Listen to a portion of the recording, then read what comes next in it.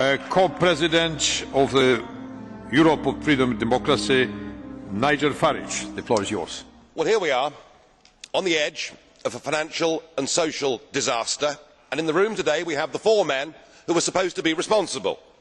And yet we've listened to the dullest, most technocratic speeches I've ever heard. You are all in denial. By any objective measure, the euro is a failure. And who is actually responsible? And who's in charge out of you lot? Well, of course, the answer is none of you, because none of you have been elected, none of you actually have any democratic legitimacy for the roles that you currently hold within this crisis. And into this vacuum, albeit reluctantly, has stepped Angela Merkel.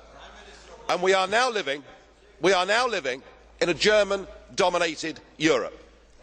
Something that the European project was actually supposed to stop. Something that those that went before us actually paid a heavy price in blood to prevent.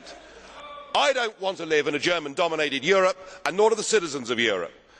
But you guys have played a role, because when Mr Papandreou got up and used the word referendum, or Mr Rehn, you described it as a breach of confidence, and your friends here got together like a pack of hyenas, rounded on Papandreou, had him removed and replaced by a puppet government. What an absolutely disgusting spectacle that was. And not satisfied with that, you decided that Berlusconi had to go.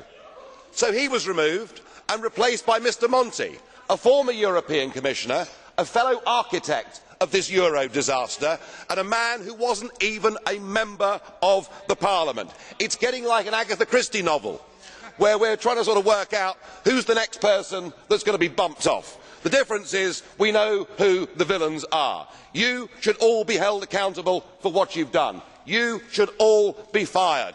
And I have to say, Mr Van Rompuy, 18 months ago when we first met, I was wrong about you.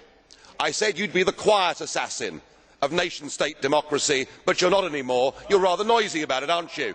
You, an unelected man, went to Italy and said this is not the time for elections, but the time for actions.